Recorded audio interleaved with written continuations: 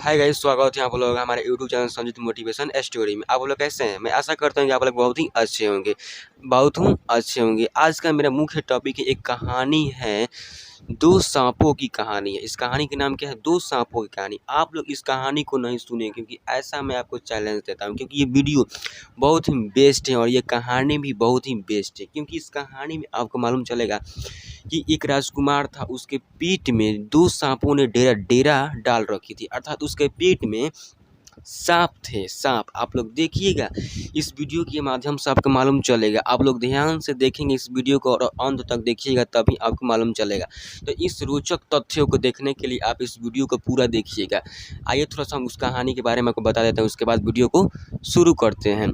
तो एक राजकुमार था, बहुत ही भारी एक राजकुमार था। उसके पेट में सांपों ने डेरा डाली थी। उसके बाद उसकी शादी हो जाती है। तो देखिए उसके बाद क्या होता है। तो चलिए हम इस कहानी के माध्यम से आपको बताते हैं। तो हम कहानी को शुरू करते हैं।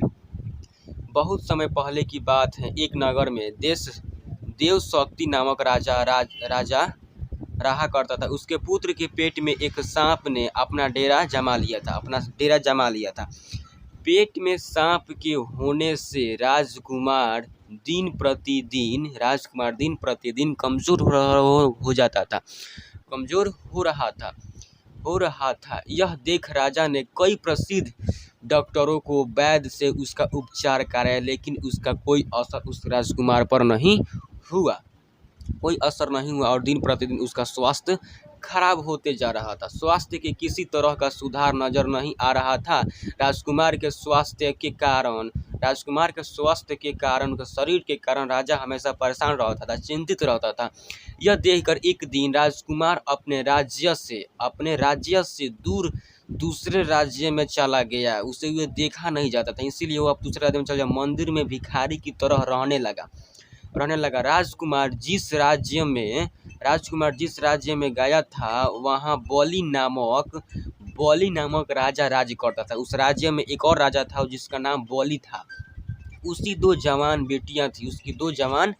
बेटियां थी। दोनों रोज सुबह अपने पिता का आशीर्वाद लेने जाती थी। दोनों, ध्यान से सुनिएगा इस कहानी को, बहुत ही मजेदार कहानी है। एक सुबह दोनों में एक बेटी ने राजा को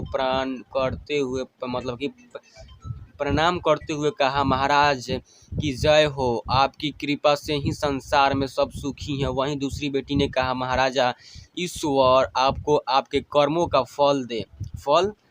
यह सुनकर राजा क्रोधित हो जाता है और मंत्री को आदेश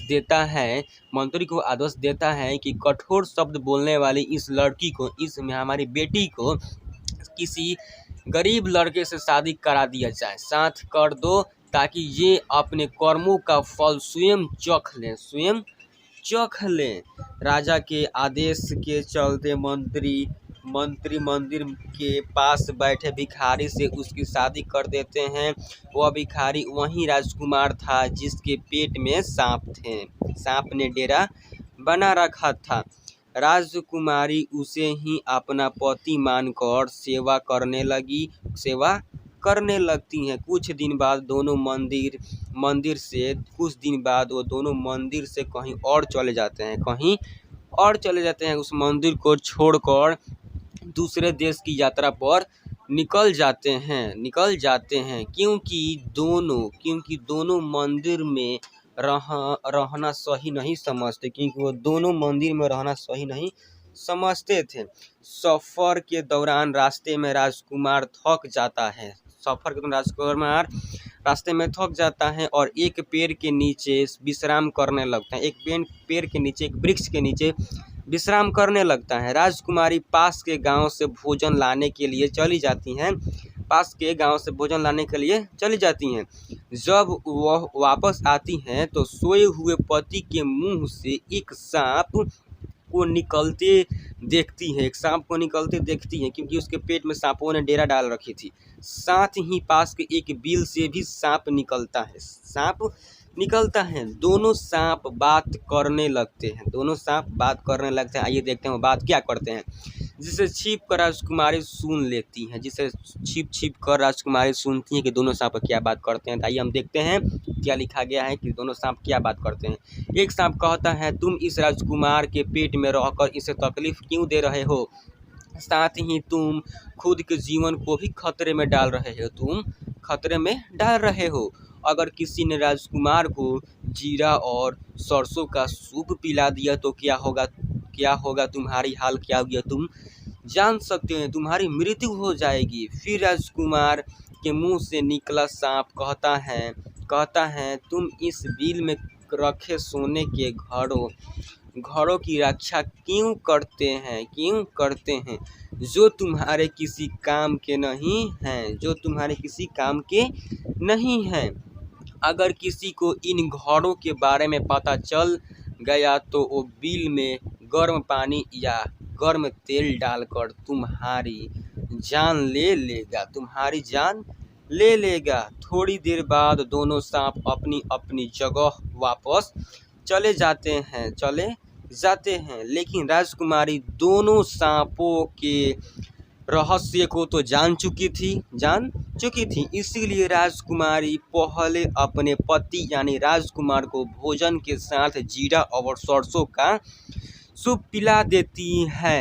इसके कुछ समय बाद राजकुमार अच्छा होने लगता है, राजकुमार ठीक होने लगा। फिर उसके बाद बिल में गर्म पानी और तेल डाल देती हैं, जिससे दूसरे सांप की भी मृत्यु हो जाती है और राजकुमारी सोना लेकर चल देती हैं, मतलब मृत्यु हो जाती है। इसके बाद बिल में रखे सोने से भरे घड़े को बाहर निकालकर दोनों अपने शहर लौट जाते हैं और ऐश करते हैं। राजा देवशक्ति अपने बेटे और उसकी पत्नी का धूमधाम से शादी करता है, स्वागत करता है। इस कहानी से हमें क्या सीख मिलती है हम आपको बताते हैं। इस कहानी से यह सीख मिलती है कि अगर कोई किसी का बुरा सोचता है तो उसका भी बुरा होना तय है। सांप ने राजकुमार का बुरा सोचा तो उल्टा उसका बुरा हुआ। यस दोस्तों, ये बात बिल्कुल सत्य है। आप जिसके बारे में उल्टा सोचेंगे वही हो जाएगा। तो आपकी वीडियो कैसे लगी कमेंट बॉक्स में जरूर बताइएगा। मिलते हैं अगले वीडियो में, तब तक के लिए।